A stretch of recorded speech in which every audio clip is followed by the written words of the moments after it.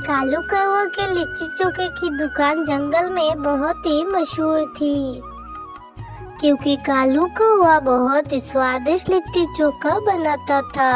बहुत दूर दूर से पक्षी उसके दुकान में लिट्टी चोखा खाने आते थे। एक दिन जग्गा चील उसके दुकान पे पहुंचता है। अरे कालू कालू भाई, मुझे जरा लिट्टी चोखा देना। अरे क्या बात है जग्गा जी, अभी अभी तो अपने लिट्टी चोखा खा कर गए, फिर से आ गए, मन नहीं बढ़ा क्या? अब क्या बताऊं कालू भाई, इतना स्वादिष्ट है तुम्हारा लिट्टी चोखा, मन ही नहीं भरता है। नींद में भी अब लिट्टी चोखा का सपना आता है। आपका लिट्टी चोखा इतना स्वादिष्ट होता है कि कोई पक्षी बिना खाए रह नहीं सकता। मैं जब सोने जाया करता हूँ तो लिट्टी चोखे की याद आती है बार बार, मुझे तो नींद ही नहीं आता है। कालू भाई अब देर नहीं करो, मेरी बनाई हुई लिट्टी चोखा होता ही इतने स्वादिष्ट है कि दूर दूर से पक्षी आते हैं मेरे दुकान में खाने के लिए। लिट्टी चोखा तो बहुत जल्दी खत्म भी हो जाती है। अरे कालू भैया, बहुत अच्छा लगा आपका लिट्टी चोखा खा के। अब मैं चलता हूँ, घर जाके सो जाऊंगा। अब तो बड़े ही आराम की नींद आएगी मुझे। अरे हाँ जग्गा भैया, अब जाओ, शाम को फिर से आना लिट्टी चोखा खाने के लिए। तभी कालू के दो गुंडे वहाँ आ जाते हैं। क्या हुआ रे चंगरू मंगरू, पैसे ले आया उस टूनी से? नहीं मालिक, उसकी बेटी की आज शादी है, कहने लगी कि जल्दी ही कर्ज चुका दूंगी, पहले मेरी बेटी की शादी हो जाए। मालिक, पति पत्नी दोनों ही गिड़गिड़ाने लगे, तो फिर हमने उन्हें छोड़ दिया।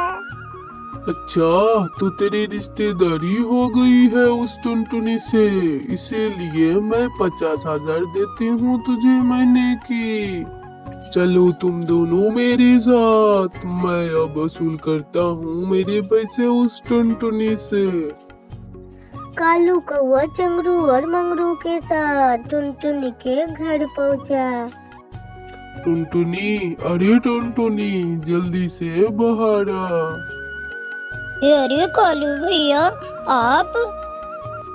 क्यों रे टुनटुनी, तुम्हारी इतनी मजाल कि बिना पैसे दिए ही मेरे आदमी को भेज दिया। कालू भैया, जरा धीरे बोलो, घर में बिटिया की बारात आई हुई है। मुझे आपके कर्ज के रुपए याद है कालू भैया, मैंने आपसे 1 लाख रुपए कर्ज लिया था, ब्याज मिला के 2 लाख रुपए हो गए हैं। मेरी बिटिया की शादी हो जाने दो कालू भैया, मैं अपने खेत बेचकर आपका सारा कर्ज चुका दूंगी। अच्छा, किसने कहा तुझे कि सिर्फ 2 लाख रुपए देने हैं? बोल रही है तू, मैंने तुझे 1 लाख दिए थे और तुझसे बोला था कि मुझे से 5 गुना ब्याज चाहिए। ठीक से नहीं सुना तो इसमें मेरी गलती नहीं है। अरे चंगरू मंगरू, यहाँ तुम लोग मेरा मुंह क्या देख रहे हो? जाओ और घर के सब सामान बाहर निकाल के लाओ। भैया, मैं आपके आगे हाथ जोड़ती हूँ, मेरी बेटी का दहेज मत ले जाइए। टुनटुनी कालू के आगे अपने हाथ जोड़कर अपनी बेटी की दुहाई दे रही थी, फिर भी कालू ने नहीं माना, पैसे देवरात लेकर चला गया।